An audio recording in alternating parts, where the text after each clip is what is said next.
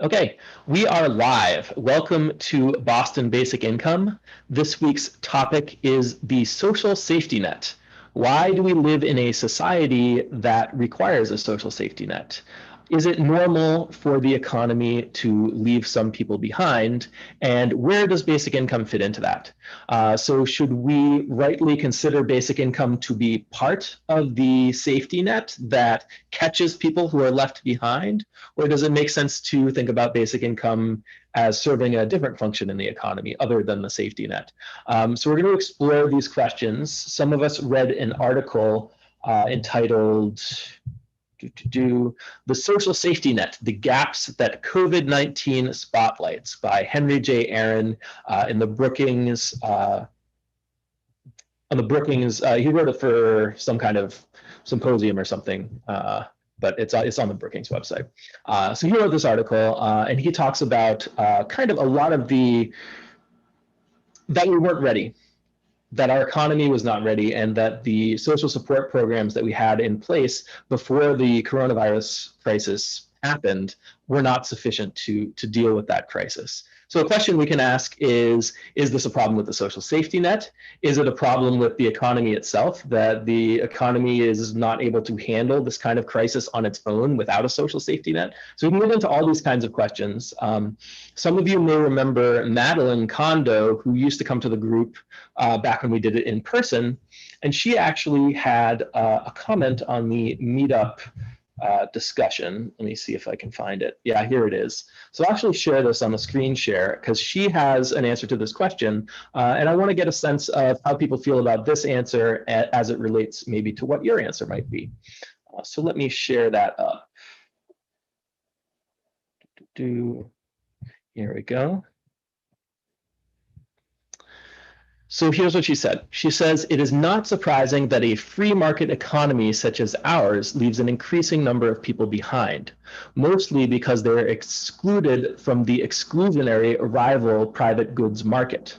Therefore, rather than saying that the economy has failed somehow by having to provide a safety net, it would be more accurate to say that a safety net should be an essential part of a free market economy. If more and more people do not benefit from our current market structure, and we cannot give a large section of your citizens a means to survive, what is the point of the economy? More accurately, it should be called a free market economy for the few, quote unquote. I do believe that a UBI should be part of the fairly non-existent safety net in this country. Do not replace it, mind you." So that's an interesting point. Is the economy just doing what it's supposed to do? The nature of the free market economy is that it's going to leave some people behind, and that you kind of need a safety net. So that's an interesting question as well. So I want to go around and get people's initial thoughts. We are going to go to Neil, and then Eddie, and then Joan. So go ahead, Neil. I actually, well, let me see if I can, you might as well, no, I don't want, I'll let me myself. I actually, that was my thought entirely in the first place. Now, the number of people which are left behind is arguable. And whether some people should be left behind is arguable. But I think it's unarguable that there are some people who are left behind who just are unlucky for one reason or another, and therefore, if you don't want to have a revolution, you'd better do something for these people. Now, as I said, I think a basic income is a way, one of the ways you could alleviate the disproportionate nature of the economy. And by the government not caring who it is they're giving the money to, you have very little overhead. So you could, as long as you can identify who you want to call the people who can get a basic income, as long as you can do that, then you can give it everybody the same amount. And if someone is well-to-do, the money is ridiculous, and they don't give a damn. And if somebody is really poor, the money keeps them alive. So that's always been my view since I've been having this hobby for about 30 years. Okay, fantastic. Let's go to Eddie, then Joan, then Richard. So I'm really loving this discussion already, because there's a couple of questions here that are, I think, really very very core to the entire field and history of economics. One of the things that is brought up in the quote is that she expects a free market economy to leave more and more people behind. And I think that is a very widespread idea, in certain circles, certain political circles. It's very widespread. Very many people think this is the, how capitalism works, how free market economy works, and that it just, it will leave more and more people behind. But the question is, why do you expect that to be the result? Why would that happen? So that's a very interesting question, and I think the answer to that question is very interesting. The other really core question here is, the idea of, if you look at two different ways of thinking about how an economy should work, one idea about how the economy should work is that you should just leave it alone and it works well by itself. And the more you interfere with it, the more, bad, the more problems you're going to cause. And the other idea is that you should design the economy, that you should, kind of design, have a, you should have a bit of a command economy. You should imagine how the economy should work and then set it up that way. There's an idea there. What is that? What is the idea? Yes. For instance, going back 100 years, prior to Keynes, the classical economists, they saw self-stabilizing mechanisms in the economy. So if you imagine, if you imagine that people don't have enough money to buy things, theoretically, there should be some self-stabilization to this situation, because if people don't have enough money to buy things, then producers are going to have trouble selling what they're producing. And if they have trouble selling what they're producing, then the price equilibrium, the supply demand price equilibrium response to that would be that the producers should naturally lower their prices, because they're not able to sell what they have, so they're supposed to lower their prices. So if the price is lower in response to people not having enough money, then lower price levels kind of expands the value of the money that you already have. So theoretically, that should be self-stabilizing. That's the classical, viewpoint. Then Keynes comes along and says, no, that doesn't actually work. So all of these two questions are really, really core questions, and the answer to them, I think, tells you is exactly what we need to answer in economics right now. Yeah. Okay, interesting stuff. Lots to get into there in our discussion. Let's go to Joan, Richard, and then Dan. So yeah, I mean, I've thought too about what Eddie is just talking about in a different way, about the free market being designed really so that some people will be left behind. I mean, when you think about the bailout, the big outcry of bailout during the 2008 recession, and how many people felt that that was a wrong move, that the company shouldn't be bailed out if they were failing. I mean, by the same analogy, there's a feeling that if people can't make it, then why are we bailing them out? Because we think of ourselves as a humane society, we provide this so-called safety net, which helps people that didn't make it. But that's almost a favor. I don't think it's seen as an integral part of the economy, the way that something like basic income would be seen.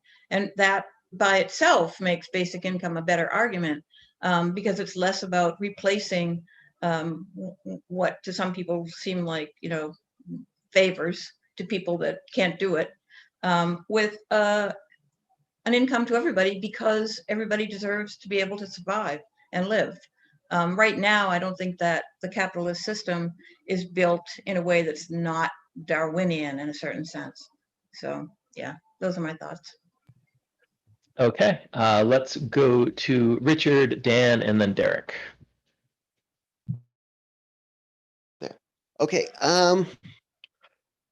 Various ancient cultures had their own sorts of safety nets. Like, for instance, ancient Rome had their bread in circuses. The bread would keep the people fed, and the circuses would take their attention away from their lack of opportunity and keep them entertained. And so, like in Civilization 1 and 6 or whatever, 1 through 6, citizens always want more and more amenities, and so they have to tax for those, and those amenities keep their minds off of revolting and whatnot. And also, hey, a fountain will get you some water, and a public fountain will get you water, and so you don't need to necessarily go and drink rum all the time or something. Okay, yeah, that's an interesting point. To what extent does the safety net or something like basic income just prevent people from revolting, even in a situation where maybe they're still, being oppressed or something like that in some way? Let's go to Dan, Derek, and then Bethany. Yeah, so interesting stuff so far. One of my favorite quotes is, it's easier to stay in shape than it is to get in shape. And so I think that the whole idea, I think we need to evolve our thinking about the safety net and the idea of catching people when they fall and being more proactive. I like the idea of thinking about basic income as a floor or foundation.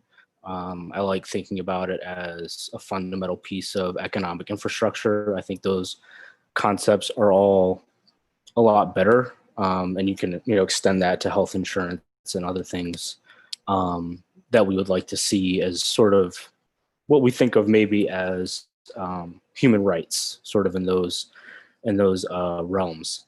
And so I think that the article was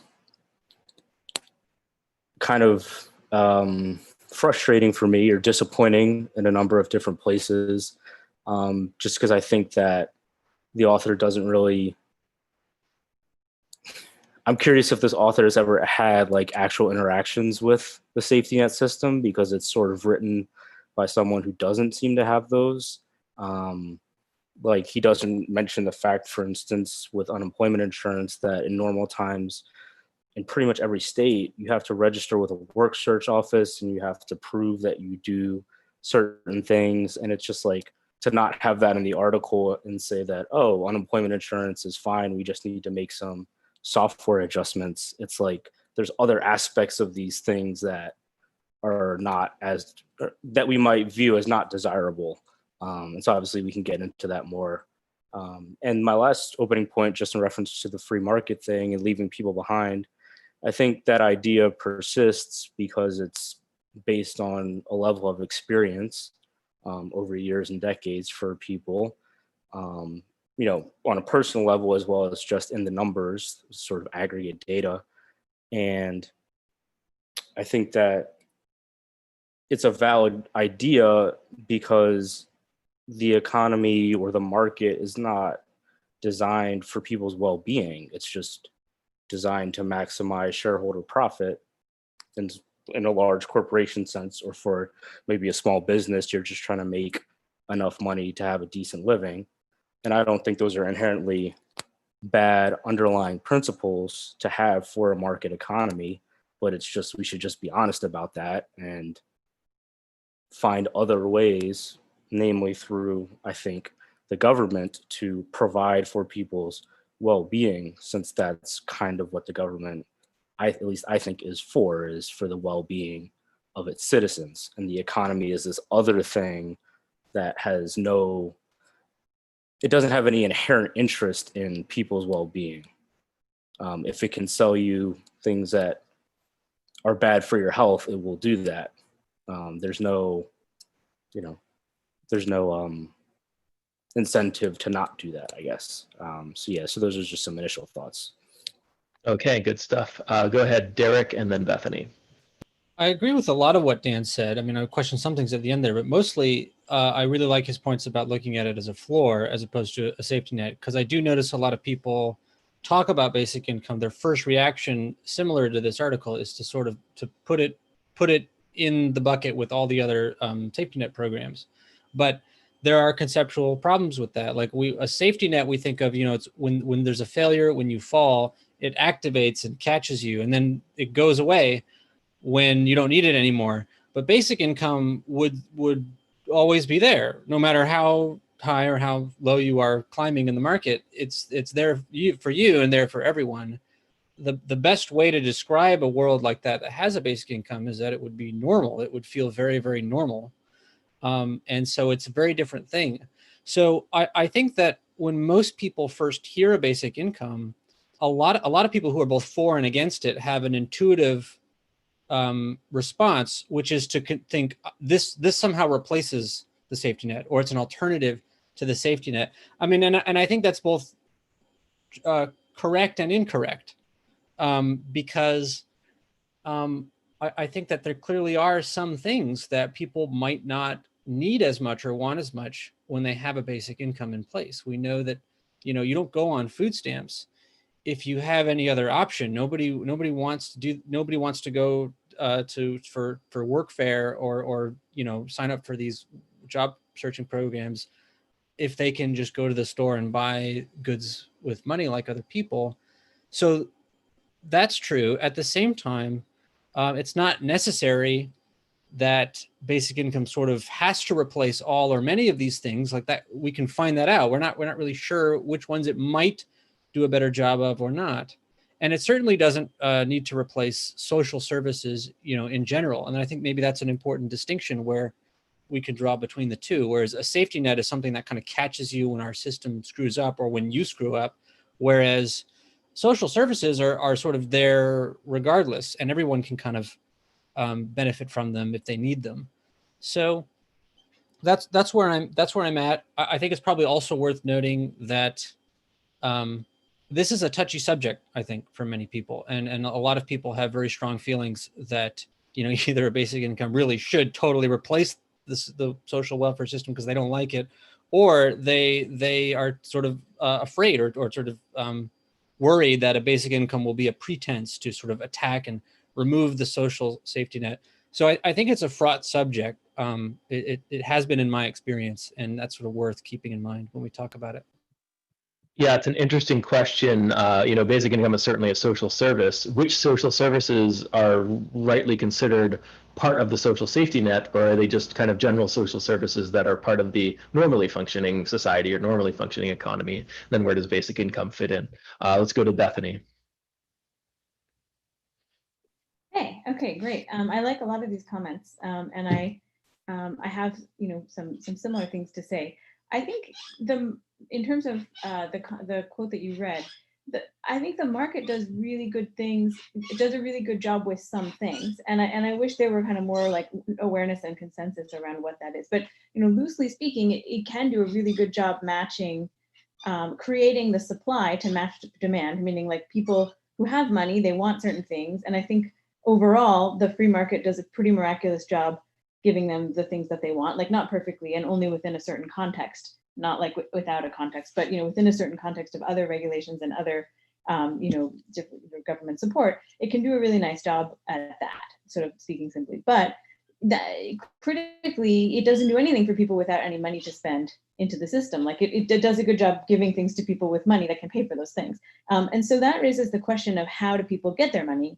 And of course, my thinking on this is impossible to extricate from how Alex thinks about it at this point. But I think that the fact that jobs appear to give most people their money somewhat well can make it seem like that question isn't really there, or that it's obvious that jobs somehow fit into the market economy as the way to distribute money to people. Whereas what I've come to think about in this discussion group is that that's actually a bit of an illusion. There's no reason that the free market, the component of the free market that pays people for work, necessarily is going to give people an appropriate amount of money to benefit from it. And instead, it kind of looks like that in part because the government has had to step in and do other things to try to make jobs work better to give people money. So we have things like minimum wage, we have like all sorts of measures to spur the job market, make credit really easy, make it easy to hire people. Even the bailout of the banks is in some ways an effort to get people money through jobs, probably because it's an effort to keep the economy going in such a way that not too many jobs are lost in a recession. And so, you know, all of this is sort of like this indirect way to prop up jobs as a way to get people money, which makes it look like that's part of how this kind of an economy should work or does work, when really maybe it doesn't.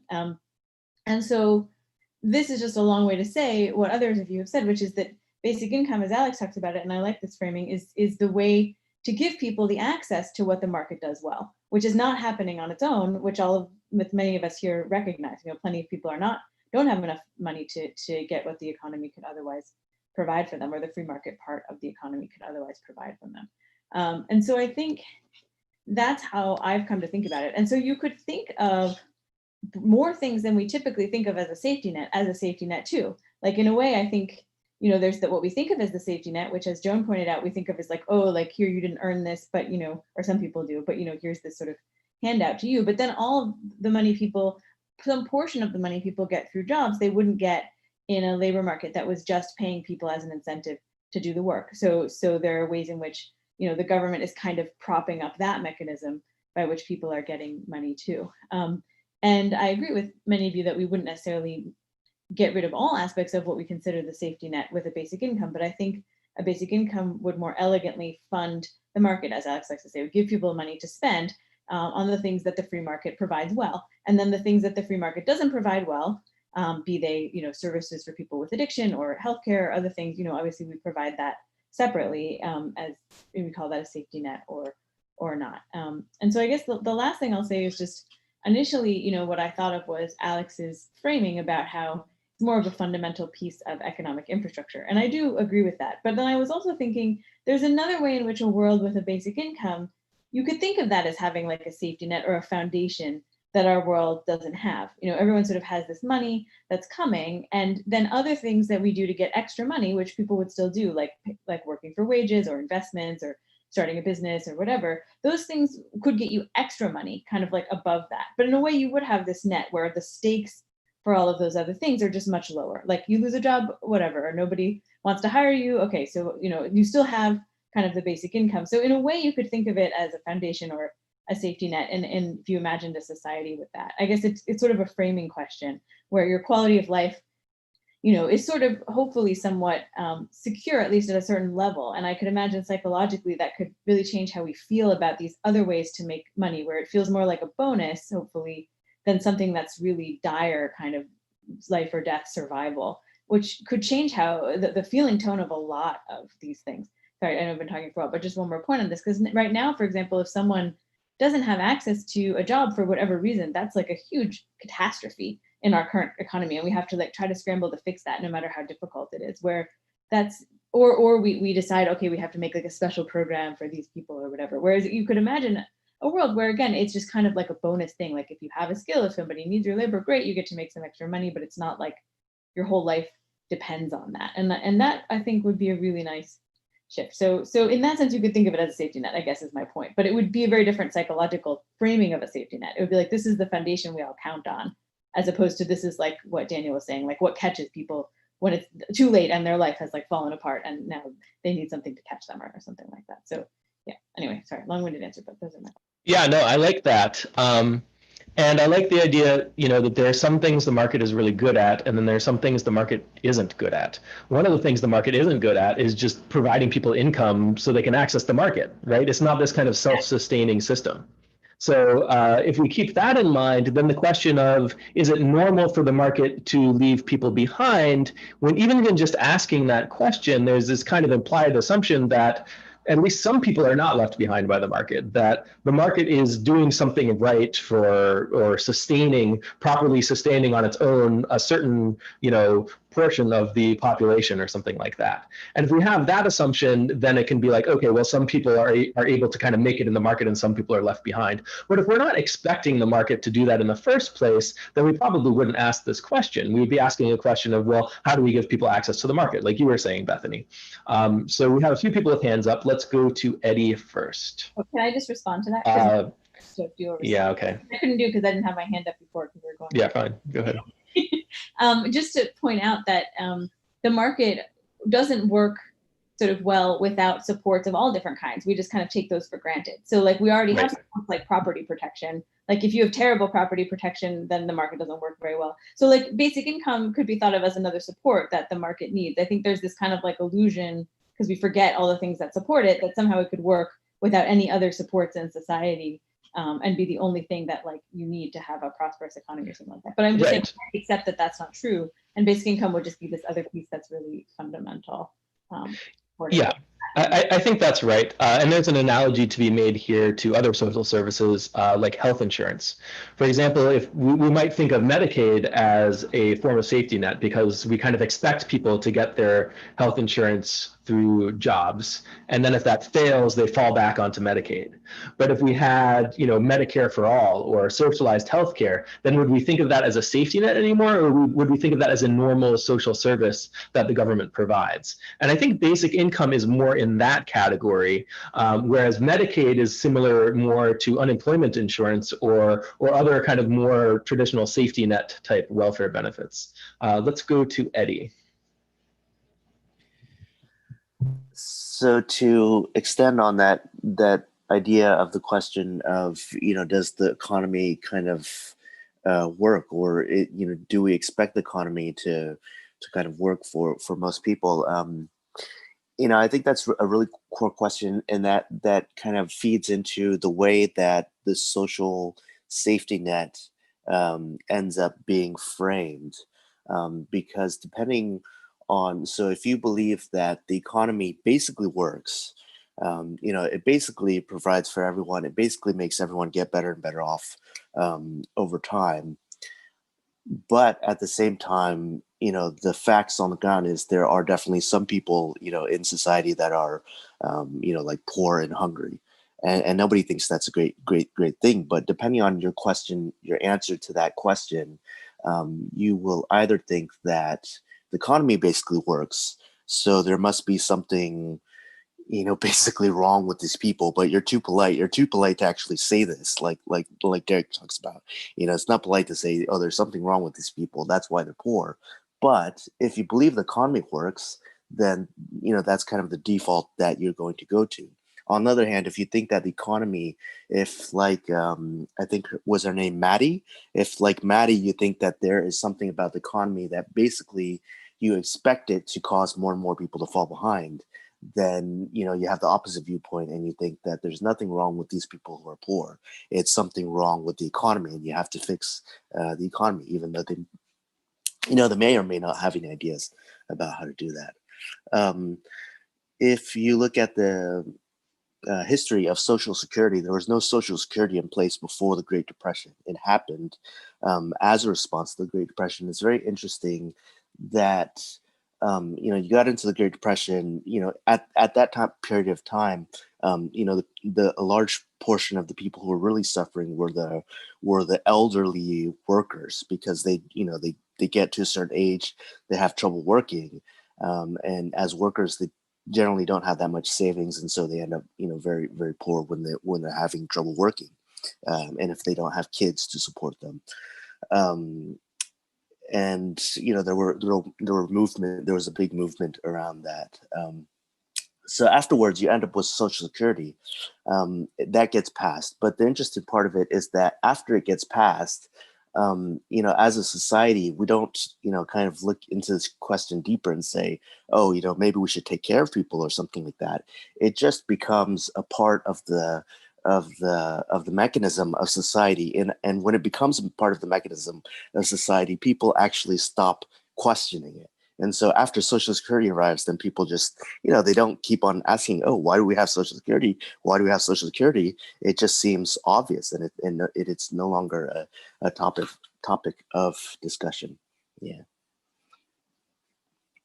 Yeah, I think that's an interesting point. And when we ask the question whether the economy is working or whether the market is working, it's going to depend on what our expectations are. So whether or not the market works depends on what we're expecting the market to do. Are we expecting it to provide incomes for everyone in a way that kind of gives everyone, optimal access to the economy's output?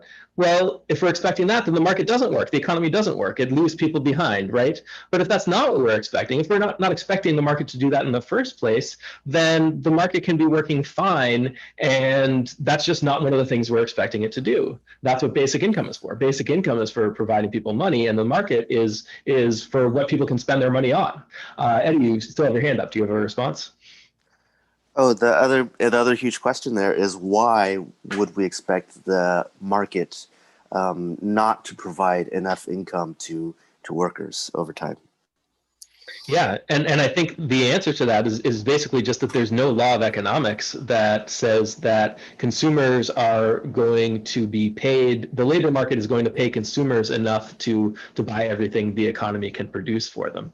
And you can have this, you can even draw up this kind of thought experiment where you could say, well, imagine a world in which the labor market is perfectly efficient. We're not employing people as an excuse to give them money. You know, we're only hiring people because we want the output of the labor, and we're paying them enough to perform that labor, and then magically they're getting paid exactly enough to buy the economy's full output. So let's imagine this scenario. Now let's imagine even a small, tiny technological advancement that saves labor, that makes the use of labor more efficient.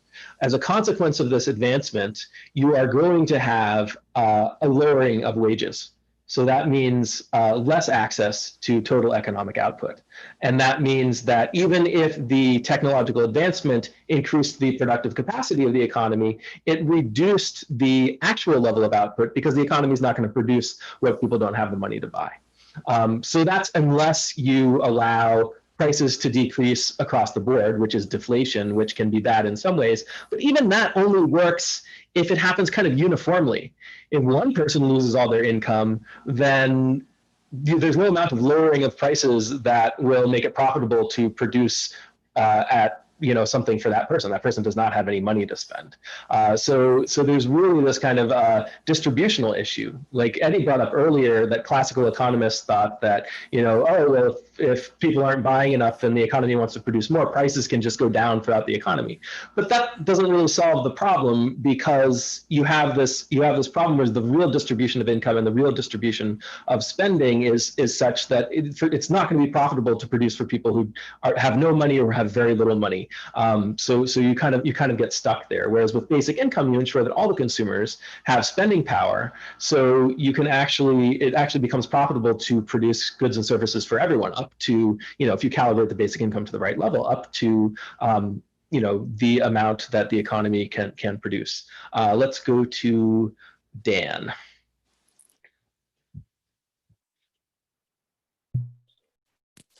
Yeah, so part of what I'm thinking about with everybody's comments is maybe, because we touched on the delineation between something like, a foundation versus a net. And it occurs to me that maybe when we talk about a foundation, we're thinking about sort of the things that are absolutely necessary for survival. And so what as a society do we put into that basket? And so I definitely think income is one of those things, and like healthcare is one. And I think housing is one, but that's a trickier thing to kind of guarantee as opposed to income and healthcare, as a social service.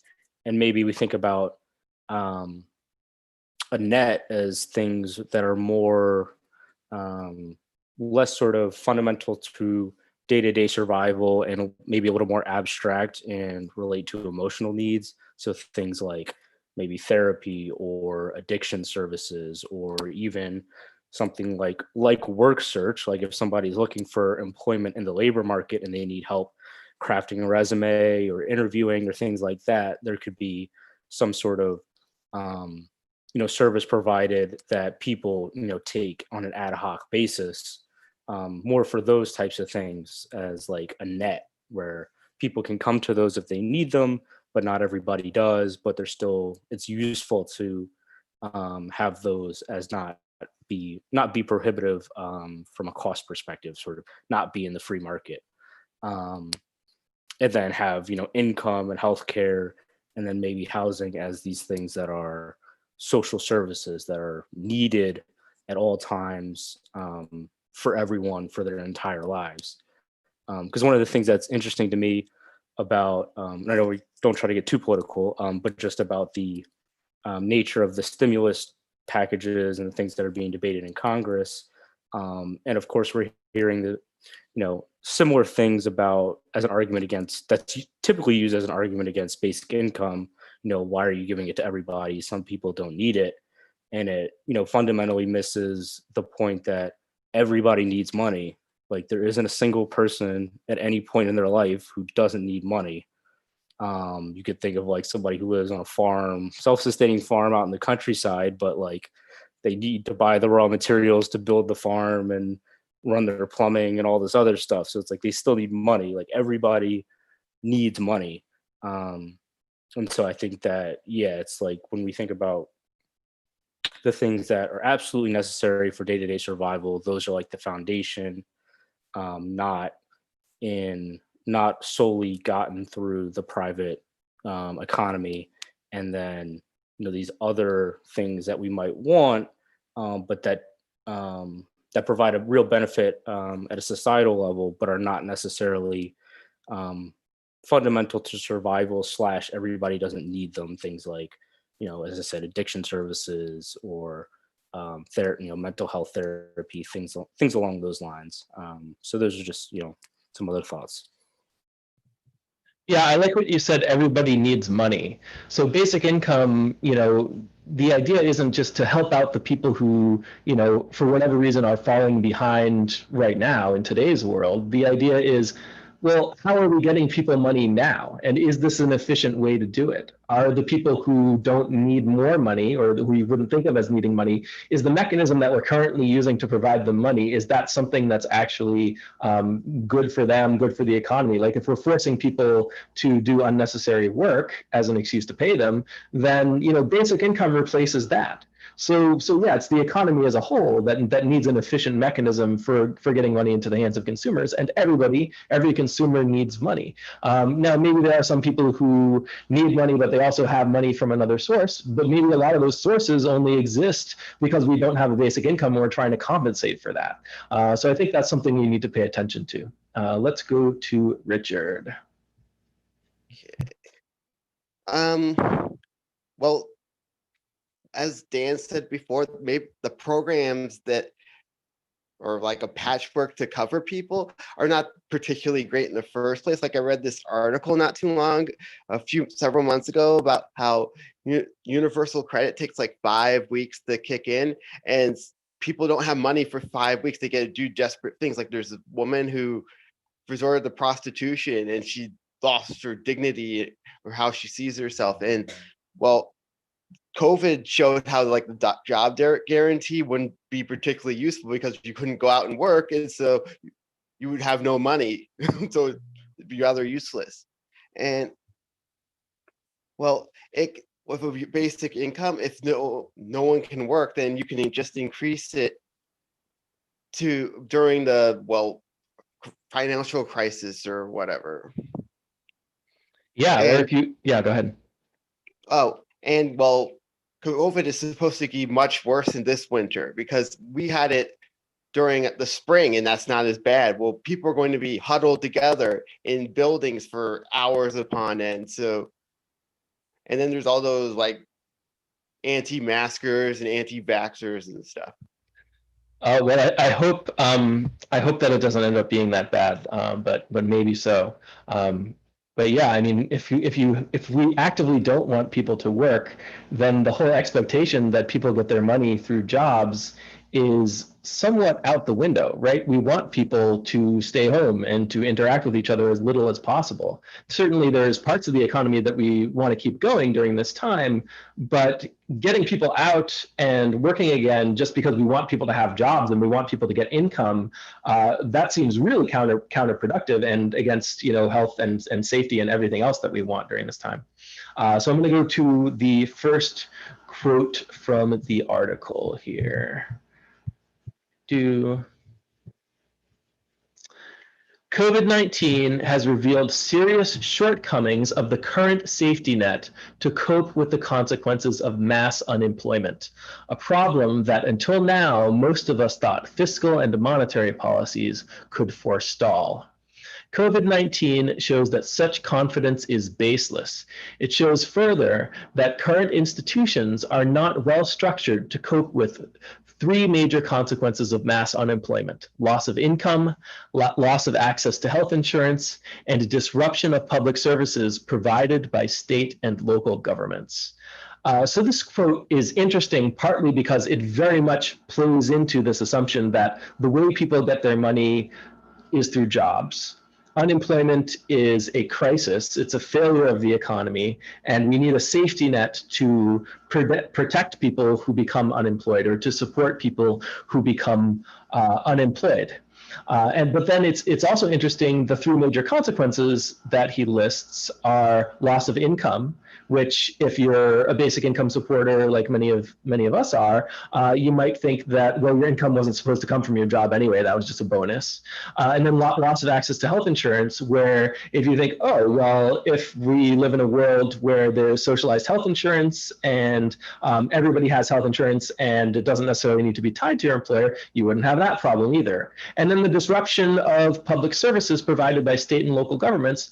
Well, sure, if you can't bring in your public workers and provide the services that people need, then yeah, that can be a disruption. But if the disruption of public services is caused by the fact that these public services are kind of like safety net measures that are kicking in, and they're all kicking in at once because everyone's becoming unemployed at once, then you're not going to have that problem either, because you're not going to have the first two problems with the loss of income and the loss of access to health insurance.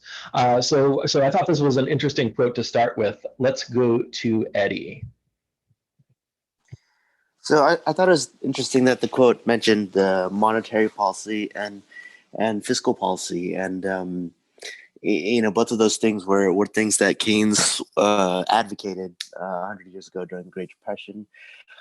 And we get to 2020, and both of these things are being used. We've been using them for 100 years, and they're now both in fairly extreme positions. You have multi-trillion-dollar deficits with the U.S. government now, and monetary policy, the interest rates are already all the way back down to zero.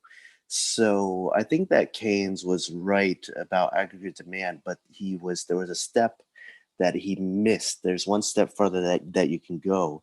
And Alex talked a little bit earlier about distribution. And I think distribution is such a huge part of the puzzle here. And it's something that, like Derek says, it's one of those things that people don't talk about because it's politicized, and because I've seen this on Twitter. So when you bring up distribution, many people's reaction is, well, that is not an economic problem. That is a social a fairness, social justice problem. So that's for the social justice people. It's not an economic problem. But as Alex brought up in that thought experiment that he was talking about, it actually is a part of the economic problem, because in that thought experiment where Alex was speaking, and we are introducing productivity growth to the picture. Some labor saving device comes out, and so we can still produce what we're producing, or even a little bit more, but we don't need as much labor to do it. And the problem is that the labor is also the source of income for the workers. That income gets lost to the worker. It doesn't get lost to society. Society still has that income. What happens is that income actually goes to the owner of the increased productivity, which is the capitalist, the owner of the company, the capitalist, the wealthy person actually gets that income. This is still a problem, even though the income is not lost to the society, because wealthy people, they have limited, preference for spending. They end up with, huge amounts of wealth, huge amounts of income, and they just take most of their income and they invest it in getting even more income, which they're never going to spend because they can't even spend it right now.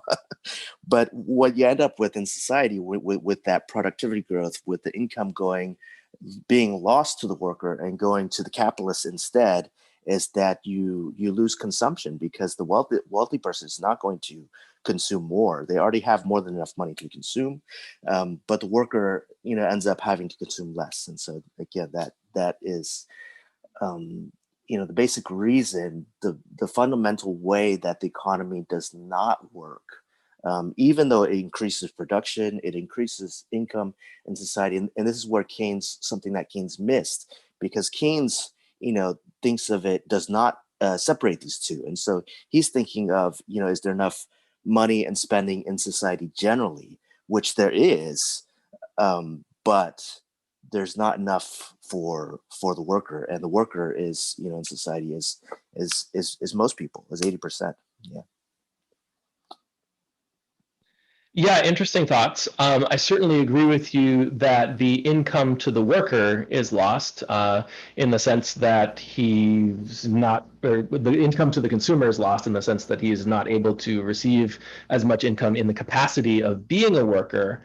However, I don't know that the income is just still there and it somehow goes to the capitalist. The capitalist is not going to invest in productive capacity that he doesn't think is going to be activated by consumers. And he's also not going to just in the short run produce the things that consumers are not going to buy.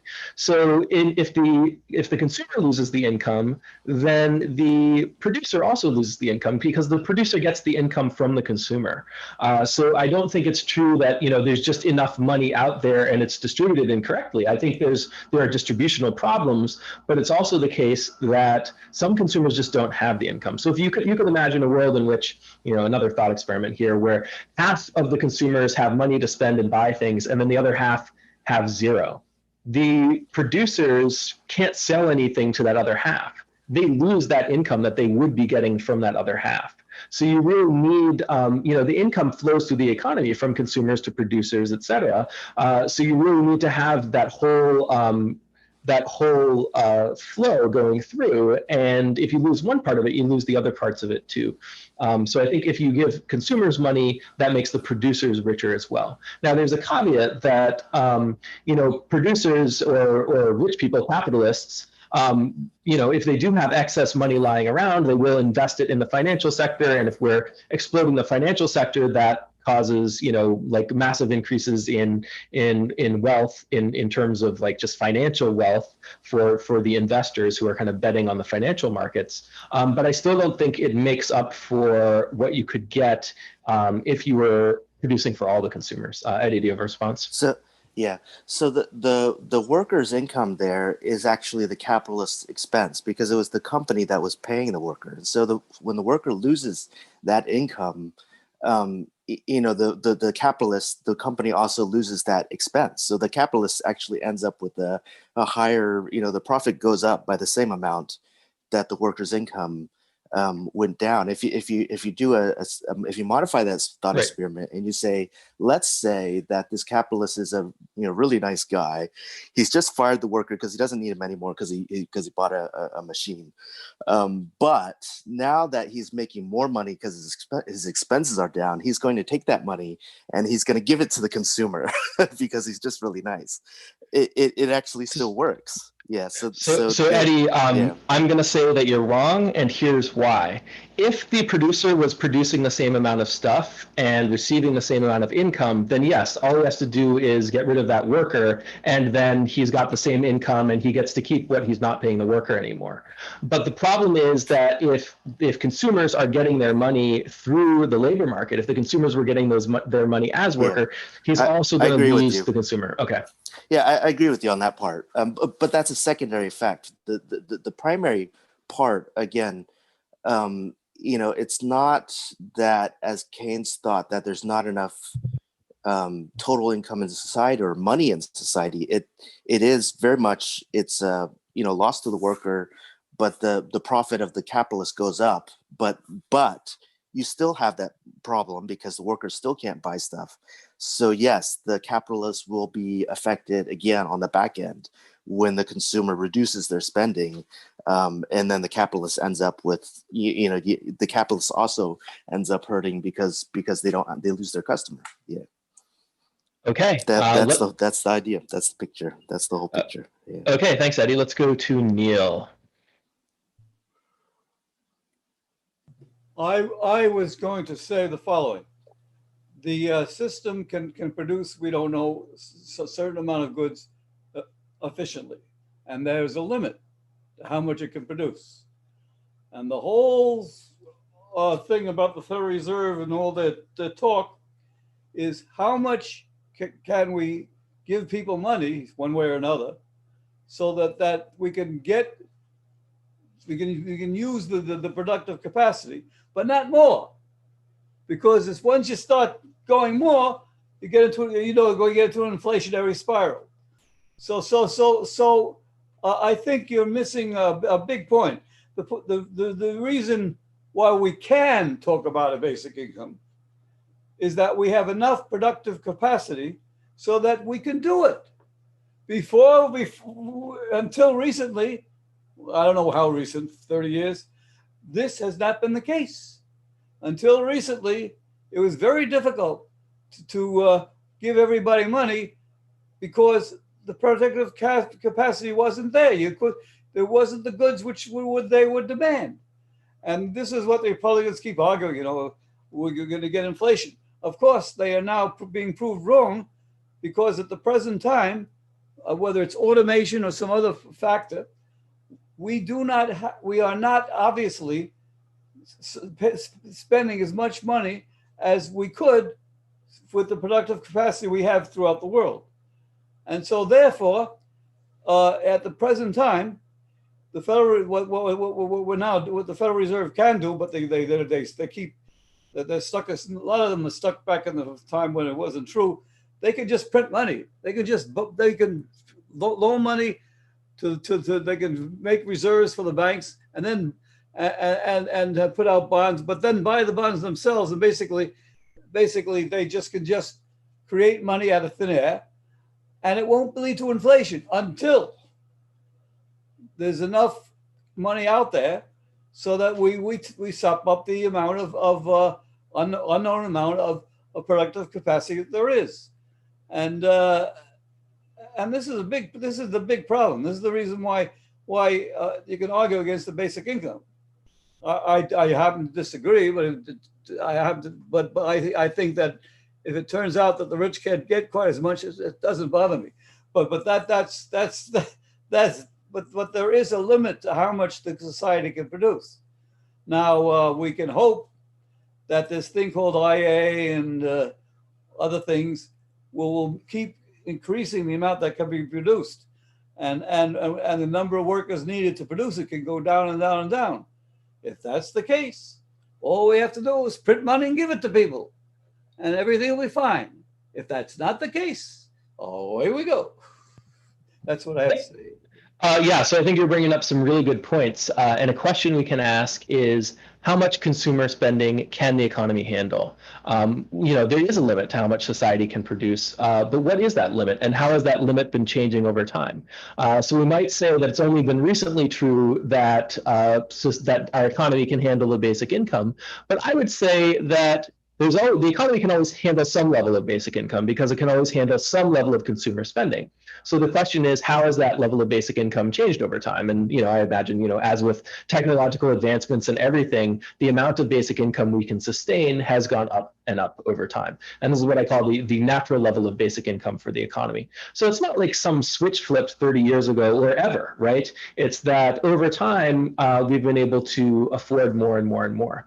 And then furthermore, I would say that inflation is not about the amount of money in the economy being at the right level. It's about the level of consumer spending being at a level that balances with the level of economic output. So it's not like we pay for lower basic income for a little while, and eventually kind of the economy becomes saturated with money, because money doesn't just kind of even out and circulate in the economy over time. You need that mechanism to get money into the hands of consumers. And that won't happen automatically in the market economy unless we're doing weird things like distorting the labor market away from efficiency to push money to consumers through jobs, that kind of thing. But basic income can be that mechanism. So you need that constant inflow of money at the level of consumers, and then it flows from consumers to producers. And you've got this flow of consumer spending, and then you've got a flow of economic output, and those things need to remain balanced against each other. Do you want to say something, Neil? Yeah, I wish to say the following. Let me see if I can get, I've lost my train of thought. I agree with you up to a point. And the point is that there's sludge in the system. You put out the money, and then the people don't immediately necessarily buy the goods. So you put out the money, and we never know exactly how much the economy taken as the world can do. We don't know, but we have a guess. But we put out what we think is the right amount of money. We put out too much, and what happens is it doesn't get immediately shown up, but over time, zoom. So I agree with you to a point, but I think there's a time gap.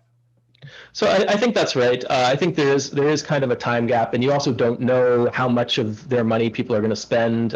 You also don't know how much productive capacity we're going to develop in response to basic income, right? Because if you know that everyone has money to activate whatever capacity we build, then that creates an incentive to kind of grow the productive capacity of the economy as well. So there's like a lot of unknowns in there. But I agree with you that if we give people too much money, that's inflationary. At the very least, you'll see a period of inflation until the inflation brings the purchasing power of the basic income back down to a level the economy can sustain again. So let's go to Bethany. Yeah, I had my hand up a while ago, so I'm trying to remember, but I think I wanted to come back to the framing point again, and to think again about how, in some ways the current safety net includes, like conceptually how I'm thinking of it, includes all the policies that the government has to reduce unemployment. So, interest rates, but also, if there's a massive pandemic, like he talks about COVID, then they'll try to do some other things. Some countries are doing like they're paying companies to keep their employees on, for example. But there are many problems with this version of a safety net. It's super inefficient and wastes people's time. That's one. But another is that, like, implicitly, without it ever being anybody's decision, this quote unquote version of the safety net, like, is okay with some people suffering and falling behind. Like, it never gets employment down to zero. And obviously we've been something like a job guarantee to do that. So it's like, it's just kind of built in that, like, in a fuzzy sense, there's not like a target number exactly, but if things get too catastrophic, then there's some scrambling, and there's some sense that, like, we have to keep people employed and we have to keep people getting income in that way. But we're, like, going to be okay with some poor people and homeless people. And that's just kind of the status quo without anyone having really decided it. But you could think of all those policies as like part of a safety net, because there's an implicit, I'll go in a second, but there's an implicit sort of reaction where, like, if too many people are losing their income from their jobs, like, they've got to do something. Does that make sense? So that's another way that I'm starting to think about safety net. Yeah, it's an interesting point. I think most people are not thinking of jobs as a safety net.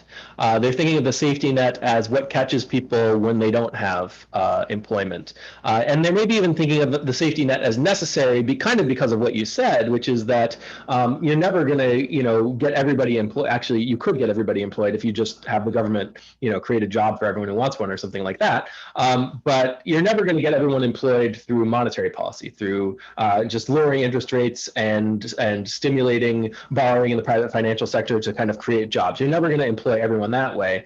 So if people think like this is the normal way the economy works, and you kind of get employment to the level you can without causing too much inflation, that kind of thing, then the safety net is what catches the people who don't make it through, who don't get jobs through that process. But I think I also like your framing that the jobs are kind of a safety net as well. I might frame kind of like all of our job stimulus, job creation, economic policies as maybe a form of social service that is not is not a safety net. So this is kind of the thing that basic income replaces. It doesn't replace, food stamps and welfare, or at least not directly. What it directly replaces is, the mechanisms we have in place to distort the labor market away from efficiency to provide money to people in the capacity as workers, that kind of thing. And that's what basic income replaces, and is a more efficient version of. It's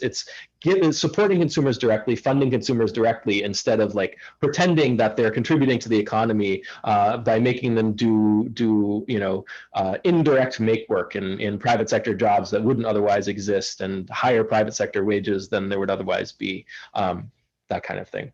So let's go to the next quote from the article. Here we go.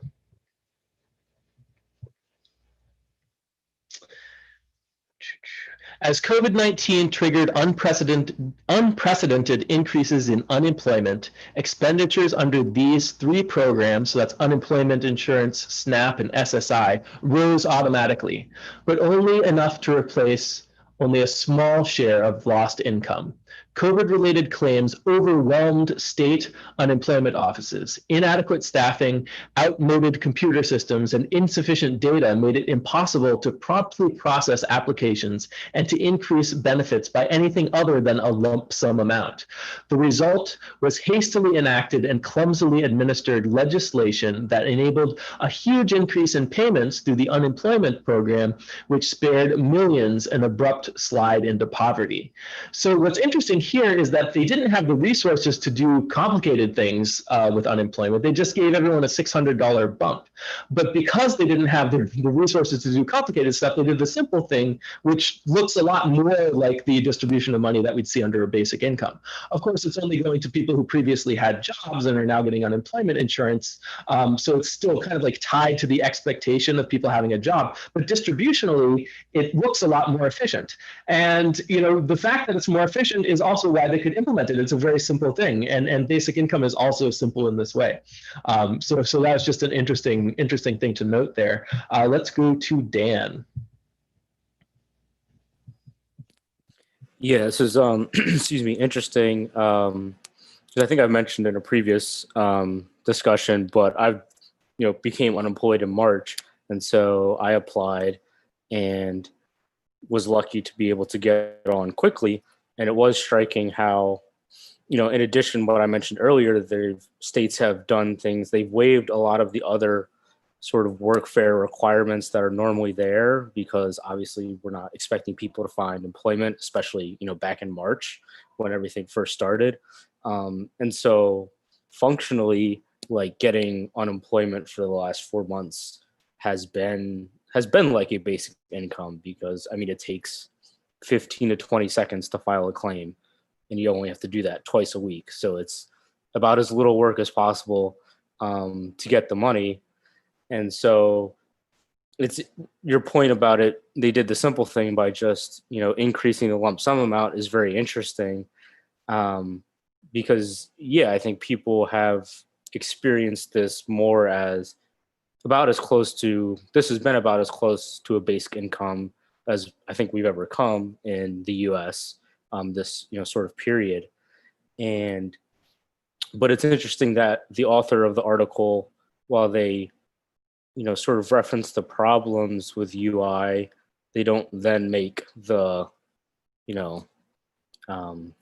next step to say, oh, is there like a way that is there a simpler way that we could do this all the time? Or he doesn't explicitly connect the failures with the UI process over the last 4 months to being like, oh, a basic income would be able to do this in a more efficient and effective way in the future. It's just like, we need to update the software so that we can do more complicated things if something like this happens in the future.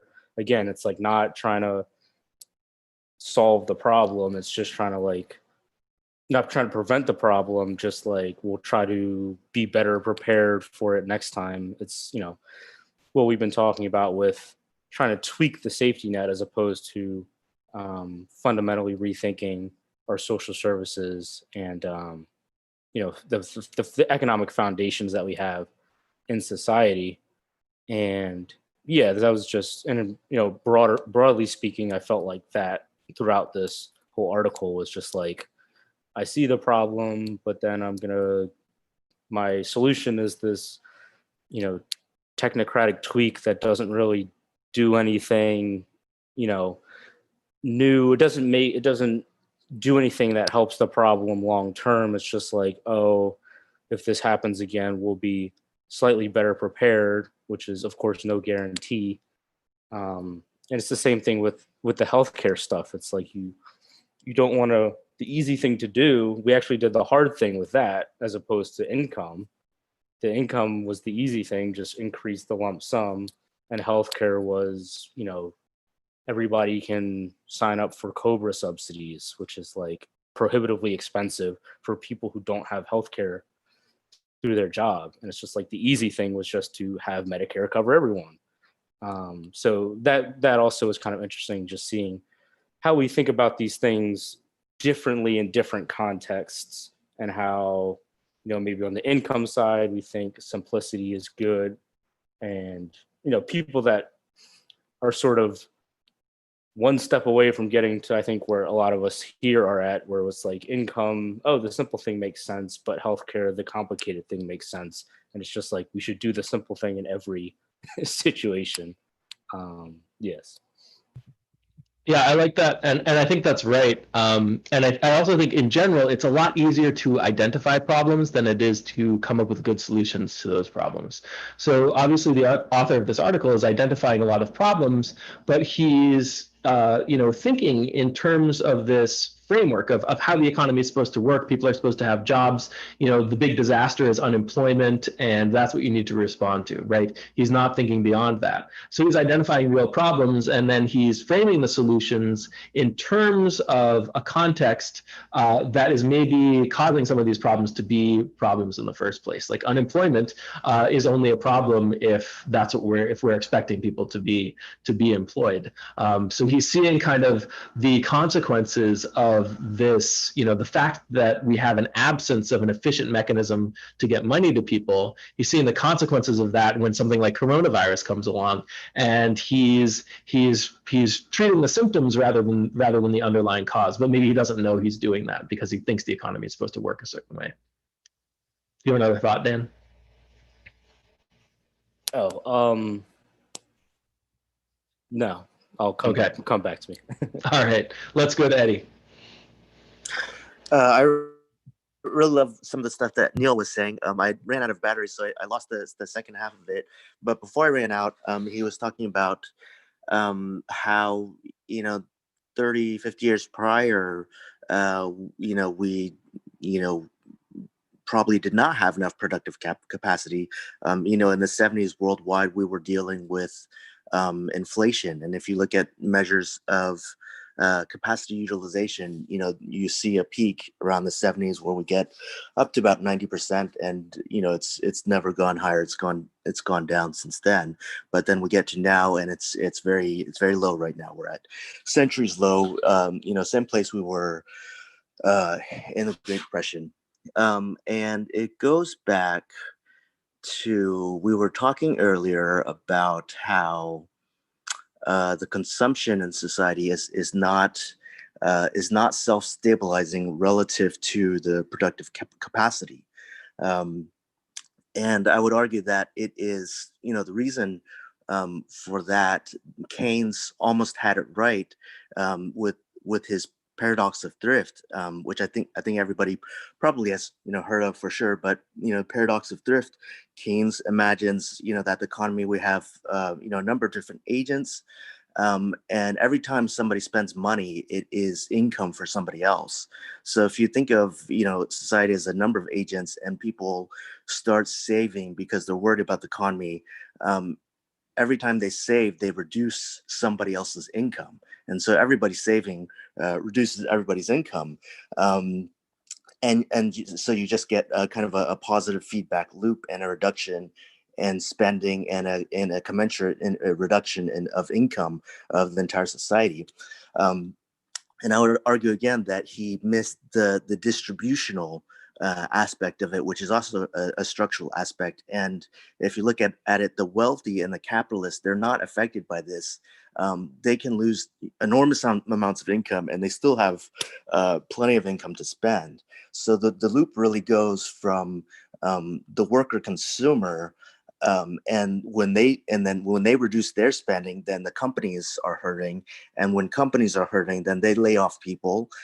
They don't hire and they lay off people, which hurts the consumer workers again. Which so you have that positive feedback loop, and it goes in both directions. If you have an increase in consumer worker spending, then companies are feeling better and they hire more people and they give people raises, so people end up with more money, which they can go back and spend more. So you have a positive feedback loop that can take you from the bottom of the Great Depression, and if it starts going upwards, it can take you all the way up to bumping against the productive capacity in the 70s and getting some inflation. And and it can also again go in the original direction, downwards from the 70s, where you're bumping up against productive capacity, back to the current situation, 2020, where productive capacity utilization again is back down to 60%, Great Depression levels, and you have unemployment, and you have factories that are not operating because people are not buying the production. Yeah, I like what you said about, if Keynes says everybody's saving reduces everybody else's income, well, the distribution matters, like who's saving and then whose income, right? It all, depending on who it is, it affects the economy differently. But it's also true that the effect kind of goes away entirely if you have a basic income that's calibrated to the productive capacity of the economy. Because if people save more, well, that just means you can calibrate your basic income to a higher level. So, consumers can still have income at the efficient optimal level, regardless of how much everyone else is saving. So that kind of the paradox of thrift only makes sense in the context of an economy where people get their income from other people in the private sector. Agents in the private sector get their incomes from other agents in the private sector. And Keynes's whole kind of line of thinking depends on this. It depends on consumers getting income in the capacity as workers from jobs, and it's all about if people are underemployed, then that affects aggregate demand, and it's like this whole cycle that's all connected. But in basic income, in a world with basic income, you don't necessarily have to have that cycle anymore. You can have basic income enter the economy, go from consumers to producers, and then it doesn't have to cycle back, and you can sustain that. Go ahead, Eddie. Yeah, I absolutely agree with you on that. Basic income fixes it completely, especially calibrated basic income. The reason I think that understanding that stuff really clearly is important is because, in our current society, you still have large portions of the population and even of economists who still have kind of like some neoclassical thinking, and they're still thinking, there's still, just millions of people. I don't know if there's millions, but there's tons and tons of people on Twitter who are going to say, oh, if you give people basic income, you're just giving people pieces of paper and prices are just going to go up. You're going to get inflation, and this is not going to help. And so you have to have a good understanding of the entire picture, the mechanisms, the reasons that the economy, as Maddie says, Madeline, Madeline, you'd actually expect the economy to leave people behind, because those people are workers, and your productivity growth is reducing the economy's need for them. I think that's important to understand, to be able to tell people why we need this. Yeah, I like that. And I also want to respond to your point about capacity utilization in the 70s. And the first point is that basic income isn't just about activating excess unused productive capacity in the economy. And this relates to what Neil was talking about before. It's also about how consumers get their income. So if we're using the financial sector to stimulate borrowing and allow firms to hire more workers and pushing money to people that way, that creates a lot of instability in the financial sector, and you get this cycle of booms and busts. Whereas if you're funding consumers directly, that allows us to tighten monetary policy and rein in the financial sector. So this is kind of something I say a lot. But even if you're in the 1970s, and even if hypothetically you're close to maxed out on your capacity utilization, you can still institute a basic income, and then it starts to be a lot less scary to do stuff like raising interest rates, monetary tightening, causing people to lose their jobs, that kind of stuff, because you know that even if maybe you don't have access to as much oil, and then international trade is messed up a little bit, you're not going to force people into absolute poverty when they become unemployed or something like that. So you can actually tighten monetary policy and really rein in inflation if you know that consumers are being supported by a basic income. And then as to the question of whether we were actually at our capacity, I always kind of call into question these measures of capacity utilization. And I don't think the fact that we had inflation is necessarily a sign that we were kind of hitting against that limit. And I don't think going around and asking businesses about what their capacities are is necessarily going to tell you a full picture. I think what you got to do, the only way to really know, is to calibrate the basic income and see what level of basic income the economy can handle. And then once you get to that amount, you can know that you're really activating the full capacity of the economy. So let's go to Dan. Yeah, so one of the things that I did like about the article was that the author didn't really, talk about cost for these programs as being prohibitive, like, in reforming and making these things better. It wasn't like, oh, there wasn't that, sort of implicit thing, but, oh, we might not be able to do that because it'll raise the debt, or it will require super high taxes or things like that. But I do think that lowering cost is an interesting piece of the whole social safety net versus social service discussion, because you could make an argument that maybe having, for instance, a basic income instead of unemployment insurance in this sort of state by state capacity, having a national basic income might be more cost effective in the long run. Because you think about, if we had a basic income, say, that started in January 2020, then there wouldn't have been this need to necessarily increase. There wouldn't have been, those distributions would have already been going out, and there isn't necessarily the need to start something new when the pandemic hits in March, and potentially with a national basic income as opposed to a state by state unemployment insurance. You might have fewer jobs, which is always an issue in our society, but that also brings sort of the cost of cash distributions down if you don't need people to distribute money on a state by state basis, and it can be done at the national level with a lot less overhead. And so I think that's another interesting thing about basic income, is how it can potentially reduce costs in areas that we don't necessarily even think about sort of on the face. Yeah, I like that. And I like that when you're bringing up costs, you're talking about real costs, taking up people's time and making them go around, figuring out who's eligible and all of that, or, like delegating it to the states, and then, having to have all these actual real resources being used up to kind of manage the system, because the money itself is not really a cost. You're just, handing money to people so they can participate in the market, and that on its own is efficient. You do the right level that the economy can handle, and then you're done.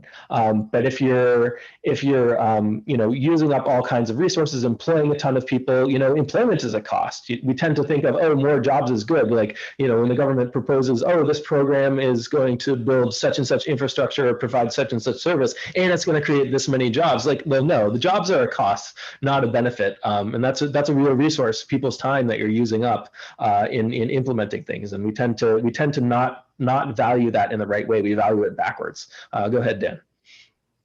Yeah. Just a quick follow-up. I totally agree with that. And another thing I just thought of was too, with the state and local governments, which if you can take a cost away from them and put it onto the apparatus that, you know, has the money printer and can do a lot more, then these budget shortfalls, while they still may exist, would be, you know, alleviated, because you're removing a cost from, you know, an entity that has to have a balanced budget. So I think that's, you know, there's just so many different ways that it can be beneficial to have a basic income at a national level. You know, it's not even just thinking about reducing burdens on states and localities. Yeah, and you know, I think a great way to help states balance their budgets is either for, you know, the federal government to print money and hand it to all the states, so that gives them more fiscal space, or, you know, the basic income itself can create a greater tax base at the level of the state. So you can either do it from the top down, or you can hand people the money directly and do it from the bottom up, so the state can fund its own budget. I think, you know, like, I always wonder which one of those is kind of the more efficient approach, and I think there's some interesting nuance there. We've kind of talked about it before in our discussion about private cities, and in our discussion about state level basic income. So if you guys haven't seen those, you might want to check them out. But let's get to another quote from the article. So the COVID-19 pandemic belongs to a class of newly salient risks against which America's current collection of safety net programs provides inadequate protection. These risks include major pandemic illness, increasingly frequent and severe natural disasters, including those associated with global warming, and the abiding threat of terrorist attack, including from lethal biological agents. So this is an interesting point, because it implies that we should be expecting the safety net to be what protects us from these risks.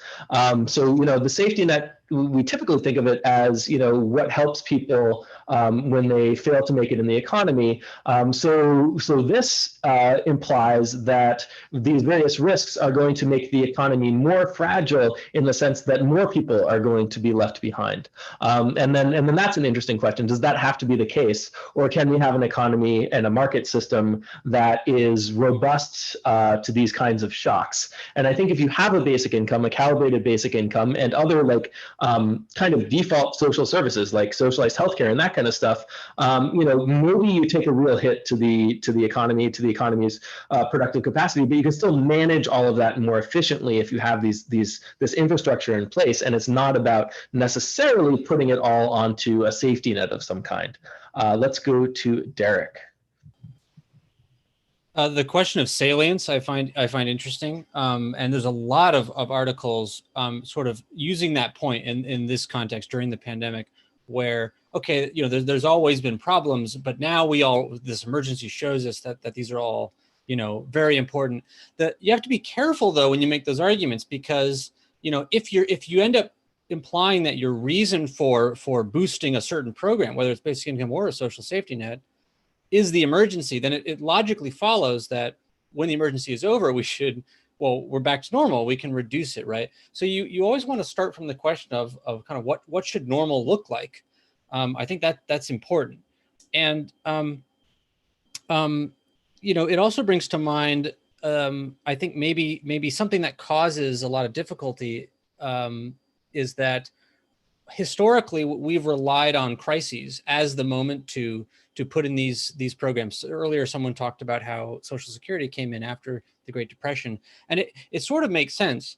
But if you think about it, there's a sort of fundamental contradiction going on here, where when there's a crisis, when there's an emergency, it's like our collective signal to open the purse strings, to start spending more.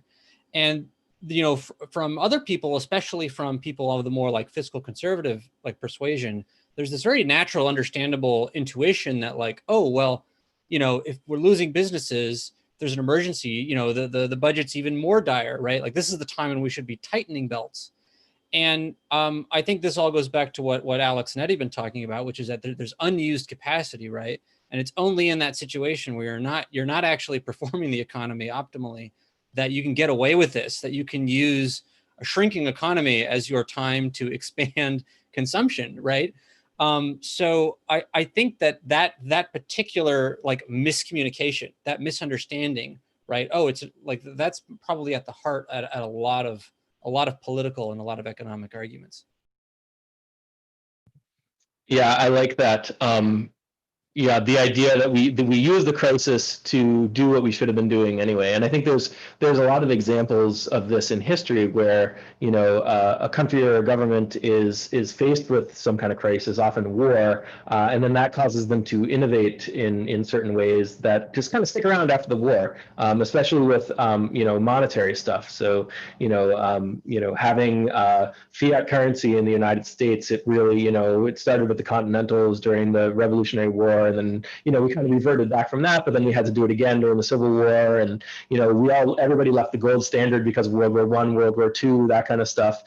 So you kind of like, these crises force us to figure out more efficient ways of doing things, and oftentimes we don't think that what it is a more efficient way. We think what we're doing is, you know, unusual, unorthodox, you know, temporary policy that we're gonna revert from. And it was a similar thing in 2008, right? You know, we had quantitative easing and all these other kind of innovations on, you know, unusual, unorthodox monetary policy that are normal now, and we're using them again, of course, during the coronavirus crisis. And then, you know, you try to mitigate these crises enough, and then the emergency response becomes what you do, and that's normal. And some people panic, and they're like, "Oh no, we're never going to get back to normal." And then other people say, "Well, maybe this is what normal is. This is the new normal. That could be a good thing, or maybe you're disappointed about that." But it's, you know, it's true that if we had a basic income, you know, calibrated to the economy's full productive capacity going into the coronavirus crisis, we wouldn't have been able to expand all of our, you know, fiscal spending and, you know, stimulate the economy and that kind of thing, because the economy already would have been at full power, and that would have been fine. You know, we would have tightened our belts, so to speak, and gotten by with less. But all the while, you know, our economy might be hibernating, but we're still allocating resources efficiently because we have these mechanisms in place. We have the basic income, we have the, you know, universal health care, that kind of stuff, and we just kind of wait it out. And people are maybe not as prosperous as they were before the crisis hit, but nobody's, you know, starving in poverty, that kind of thing. We just kind of, you know, we take a step back and wait, and then we can kind of come out of it, and everything can still be efficient the whole way through. Go ahead, Neil. Argument is the following: I do not understand why you think you can calibrate the basic income that accurately, that often. I basically think you will end up with, it has never been done, so who knows? I think you probably end up with just as much instability from trying to figure out what amount of basic income to put out as you now have for other reasons. Now, that doesn't mean I'm against basic income. It just says I think that you're overstating what you can do. You will have a very hard time figuring out exactly how much money to put out at any particular time. You will overshoot and you will undershoot, and who knows how bad these situations will be. And basically, you still have the inflation problem, and you saw what happened if you really have inflation in the recently. So it's not clear to me that Navarro, you'll end up with a wonderful system. I happen to like the system better, but that's beside the point. I don't think that you necessarily will have a more stable system. That's my point. Yeah, I mean, it's an interesting thought, and a question we can ask is, where does the instability in the current system come from? And I would argue that it comes from us using monetary stimulus to prop up consumers. So then you have this kind of asset bubble and this expansion in the private financial sector. And if you have any amount of basic income, even if it's a small amount, you know, that might allow us to tighten the financial sector a little bit, raise interest rates, tighten monetary policy. So you could certainly imagine, you know, it's probably hard to calibrate the basic income. I agree with that. And if you overshoot, you'll have at least a small period of inflation until the inflation brings the purchasing power of the basic income back down to a level the economy can handle. If you undershoot, it's not necessarily the end of the world. What you'd see is maybe a little bit of kind of leftover financial sector instability as monetary policy tries to make up the difference and keep prices stable. But really what you're looking at when you try to calibrate is you're looking at interest rates and you're looking at the financial sector. Are there asset bubbles happening? Are prices generally under control and not growing too fast in terms of asset prices? And then in general, it's about just keeping the price level stable, because the Fed has to do whatever they have to do to maintain the general price level. And if that is zero interest rates, lots of monetary stimulus and quantitative easing, then the basic income is too low, and then the Fed is compensating for that. So there are some easy ways to tell that, like, oh, we're definitely too low. Obviously, if you're too high, then that causes inflation. You can tell you're definitely too high, that kind of thing. So it's not an exact science, but we can do a lot better than we are doing now. And I think it would be a lot more stable. The financial sector would be a lot more stable than it is now if we at least try to calibrate the basic income. Go ahead, Neil. That of course is where we disagree. I have no idea whether we'll be more stable or less stable. You've Sure. just added an additional feature into the economy. And there's always a time lag in everything you do. Yeah. And so you're always trying to predict the future. So this is a hard situation to figure out what the amount of basic income you should have. You're acting like it's easy. It won't be easy. Whether you should overshoot both ways. And so I think there is a flaw. The flaw in your argument is you don't know. Until you try and calibrate things on your basic income, you don't know whether you've increased stability or decreased it. I really don't think you know. Okay. I think there's a lot you don't know, and I think it's hard to get it right. But I think if maybe you don't buy into the idea that the instability is being caused by monetary stimulus, but I think it's definitely true that if you increase the basic income, that allows monetary tightening and a reining in of the financial sector. No, you end up with two tools. You now have a basic income tool and you have a Federal Reserve tool, and now you try and calibrate them both to do what you want to do, but I don't know if that will. You're making a big assumption when you say that we will be able to figure out that without going up and down and up and down and up and down, we'll be able to figure out what the amount of basic income should be. I think that's a very big assumption, and so I think I don't know until it happens. I don't know whether we have the brains to make the amount of basic income the right amount. Now, that Okay. of course is the conservative argument about why the government shouldn't do things, because they say, well, the government they'll do it for political reasons, and will basic income end up with political reasons? I certainly think so. Your nirvana idea to me is probably wrong. Whether you, Okay. I think you probably will improve things, but to Okay. say that I hope you improve things, but to say that you can calibrate these things without the economy still going up and down, I don't think you solve that.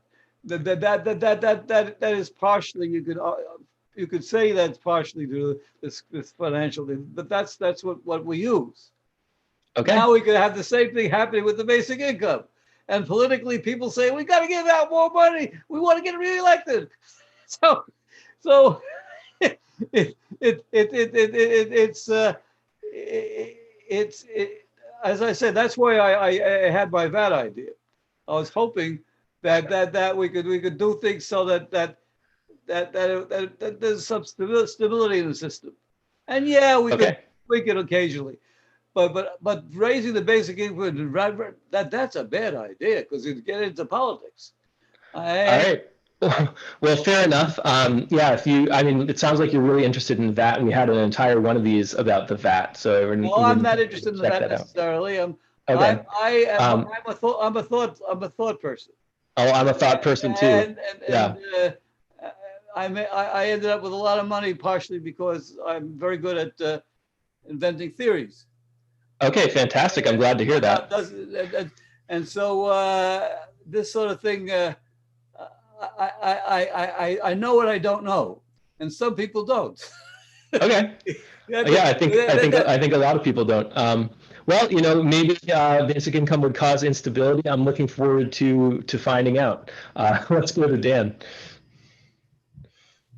Hey, yeah, just a quick response to the calibration thing. I do think calibration is not that difficult. I mean, I think if you can calibrate unemployment insurance to people's wages, which is what it is, people get different amounts based on their wages.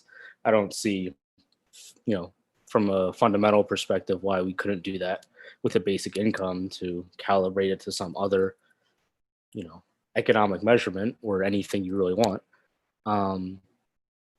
But the other point I had was,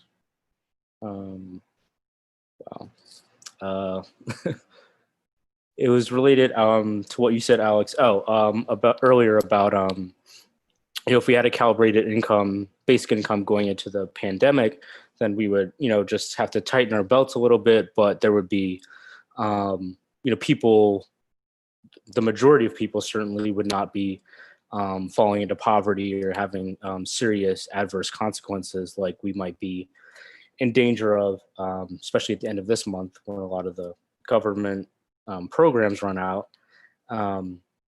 And so it just made me think that, because there's been a lot of data that's come out about the boosted unemployment insurance and how that's kept people out of poverty during this time and has increased disposable incomes for people. And it's sort of like when we talk about the whole doing this in an emergency versus doing it all the time, it's like, why would you not want that all the time? That seems to be a good thing for the economy. It seems to be a good thing to keep people out of poverty. And so I think it's these ideological problems that we talk about a lot with, you know, getting money without working is bad. And, you know, it's still getting over that hurdle. Once we get over that hurdle, then I think the stuff about thinking about what should be here all the time, you know, becomes a lot easier. And hopefully, you know, we get to that sooner rather than later. Yeah, I think that's right. Let's go to Bethany. Yeah, I just wanted to say something actually in response to what Dan just said, which is I think that one thing that has come up in terms of why we wouldn't want to continue the unemployment, or maybe even arguing that it's too high now, is that it decreases the incentive for people to work at the different jobs that, you know, so I guess when the pandemic is over, the idea is we want people to go to work and this would just incentivize them. And I think that also is coming from an assumption that, you know, all the jobs that we have out there are productive and important and we really need that labor. And of course, Alex has a different view, and I think I share it to the best of my knowledge that, you know, that if that were the case, we wouldn't see some of the other government policies that we see trying to kind of like prop up employment. But I think in terms of being a little more sympathetic to like why people would want it to go away, I think that is kind of the idea behind it, that like we really need in normal times people to be kind of like really incentivized to work, which you could also critique the way that Carl Whitakus does, like, well, should people really like have to work to survive, et cetera. But I think that's kind of part of what is in people's minds, and maybe an assumption that some of us don't share. I think Alex's view and some of us do share the assumption that like for anything to get produced, for there to be any prosperity, like we might need some labor. So if the basic income were, you know, $1 million to everyone every month or something, then nobody maybe would do any work and then nothing would get done, and then that $1 million would buy nothing. So, you know, there's kind of like a limit that I think we might agree on as well. But the question is like, are all of the current employment under normal times valuable and super efficient and stuff that we definitely need incentivized or not? And if it is needed, do we want to incentivize it the way that we are right now, where like you basically starve without working and so on? So just to kind of think through like, yeah, but I guess I just wanted to bring up kind of what might be in someone's mind when they do want these benefits to expire, if that makes sense. Yeah, I think that's a really good point, and it speaks to why people are kind of intuitively against basic income as well, because they think of it as kind of, well, you're taking something that's a safety net program and then you're applying it to all the time, and that's really not appropriate. And then the question is, was it really ever appropriate to think of it as a safety net program in the first place, or think of it as analogous to a safety net program? So we're getting toward the end. I want to go around and get people's final thoughts. So the order that we're going in is the same order we did at the beginning. So Neil, Eddie, and then Joan. Go ahead, Neil. I basically, as I said, agree. I am for basic income, but I have to be skeptic, and I worry about politics getting into it. And so I want to see if we can set up a system where there's sludge, so that politicians will not be tempted to juggle the basic income to get elected, in which case we could end up with large amounts of instability. Yeah, it's an interesting question. How do you protect basic income from politics? Let's go to Eddie, Joan, and then Richard. So I really liked what Neil's question, what he brought up, and I think it is indeed it's extremely important that we understand the system that we have now, and we understand what the dynamics are, what causes what to happen, and what the response of the system is to different interventions, in order that we can know how we should modify it, and to have a reasonable expectation of this is what will happen after we modify it in this way. I think, going back to the last 100 years, at the very least, you have to understand, why did the Great Depression happen? Why did we have an inflation in the 70s, and in the 2020 era? Why are we having these enormous asset bubbles? Why are we having a stock market that goes up when millions of people are unemployed? And I think one of the primary things is, going back to Keynes and monetary policy. The whole problem with monetary policy is that it lands on the wrong side of the capital consumption divide. So I actually think that the capital consumption perspective will give you what you need to know about all of these things. And kind of ran myself in a dead end there. What do I want to say? Well, that's fine. We're at the end. Right. So the perspective, so the capital consumption perspective, I think, will tell you everything you need to know about all this. I think that economics, we really need to write a whole new chapter of economics, because I think the current theory does not explain those things. And I think those things can be explained. And after you explain them, then it also becomes clear what you would expect to get from basic income. Okay. Yeah, I'll leave it there. Always a million more things to say. Yeah. Fantastic. Let's go to Joan, Richard, and then Dan. Yeah, I don't have a sweeping overview, but I do want to say that I was really intrigued by, I think it was Daniel who was saying how the simplicity of giving everybody a lump sum for unemployment suddenly it was implemented. It was able to happen because of the crisis. And, if I think about it, there are a lot of things, not just in economics, that get done in an innovative way and a streamlined way, in a simple way, because of a crisis. So I'm kind of looking on a brighter side of all of this, of the COVID experience. I mean, Andrew Yang talks about it a lot, how much it highlights the necessity for a basic income. And I think he's not going to be the only one that comes away with that impression from what we're going through. And how do you do it? How come you can do it in a crisis and you can't make it happen in real time? Yeah. Right. So that was interesting. Things should be harder during a crisis, yet we find excuses to do the things we should have been doing anyway. Yeah. Let's go to Richard, Dan, and then Derek. An ounce of prevention is worth a pound of cure. And so we figured out that well, we should have figured out that we should have handed out $2,000 a month until the end of the crisis, but instead we have all these patchwork works. There things that well, we're just going to have to reenact anyway in a few months. So it's just doesn't really, have we learned our lesson, or do we have to keep relearning over and over again until something actually sticks? Yeah. How many times do we have to learn the lesson until we learn the lesson? Let's go to Dan, Derek, and then Bethany. Yeah, I just wanted to respond quickly to what Bethany was saying, because I think what gets lost in the unemployment discussion too is that when people talk about it being a disincentive to work, the income isn't enough, the base amount without, this intervention federally isn't enough to live on. So it's like eventually you're going to have to look for work. So the sort of the cattle prodding is kind of more of a philosophical thing, I think, that we don't want people being lazy and mooching off the government than it is based on any sort of empirical reality that people on unemployment generally have so much money that there's no incentive for them to work.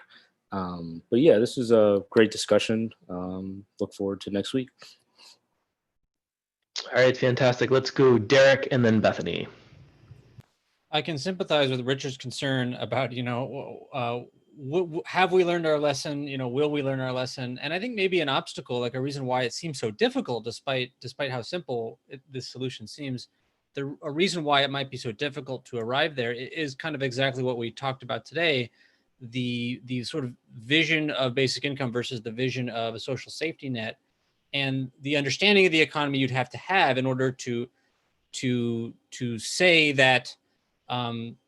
To believe that this social safety net is crucially necessary in the first place. I think people look at the economy in different ways, and they emphasize different things. A lot of people today look at the economy as the place where we go to work. Other people look at the economy as the place where you make profit, right? So in one of those is kind of an unpleasant drudgery task that you do. The other is a self-interested, a selfish thing. But we sort of forget that the economy basically most often is the place where we go to get goods, to get helped by having goods delivered to us or distributed to us. And there's, money is the kind of intermediary in between that. And I think there's an opportunity to reframe the basic purpose of the economy as helping people, as having what some people call today a social purpose, right? Which we usually separate from the economy, separate from money, separate from all of those things. And I think if we get there, right, if we're able to get across that divide and actually start looking at the normal economy as helping people, as actually being here to benefit us, we might be able to get out of this crisis-driven way of looking at social safety nets, at the economy, and actually try to normalize everybody being okay.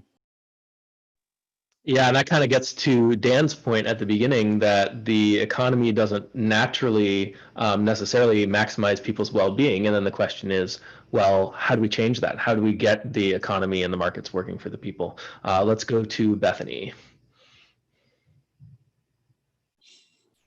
Hey, just thanks to Dan, and just to quickly respond, I think I was thinking especially of the $600 extra to unemployment, which in certain jobs where the regular unemployment would be quite low and the wages are quite low, that was kind of like putting them in a weird spot with respect to going back to work, which I guess points us to something we talked about before, which are these kind of weird warped incentive effects that the social safety net can have, which is another problem with it. I also really like what Derek just said as well. I'm trying to remember which part I wanted to refer to, but yeah, just the framing of it. I think this has been a really great discussion, and yeah, I think I'll just end it there. Thanks for everybody's thoughts. Okay, thanks, Bethany. Yeah, and I want to. I think what Derek said at the beginning, that talking about the safety net or alternatives to the safety net is a very touchy subject. And I think by removing basic income from any discussion of the safety net and really talking about it as something more fundamental to society, fundamental to the economy, something more analogous to socialized healthcare, which is not a safety net program. It's a social support program that's kind of built in, that's natural. It doesn't catch you when you fall. I think talking about basic income in those terms and not needing to really kind of even draw any trade-offs or anything with safety net programs. Like maybe we discover that once a basic income is in place, once we have socialized healthcare, once we're doing all the things we're supposed to be doing, or the government is doing all the things they're supposed to be doing, we might discover that nobody's falling through the cracks, nobody's landing on the safety net anymore. Maybe then we can talk about, well, wait a minute, does the safety net make sense? That kind of thing. But I think it's important to distinguish social programs from social programs that are kind of safety net programs that catch the people who are left behind, and then basic income from welfare programs and stuff like that. So I thought this was a great discussion. Next week is International Basic Income Week, and we have special featured guest Jason Burke Murphy coming on. He's been writing about basic income for over a decade, and he's an activist and a philosophy professor. And he's going to come and talk to us about basic income's prospects. So how far have we come? How far do we have to go to have a basic income implemented? So maybe we're going to get into some of the political obstacles during that discussion. Okay, so that's it. Oh, the end is near. Thanks, everyone. And so I Thanks, think. Alex. Thanks, Alex. Thanks, Great talk, everybody. everybody. Thanks, everybody. Thanks, guys. And Bye.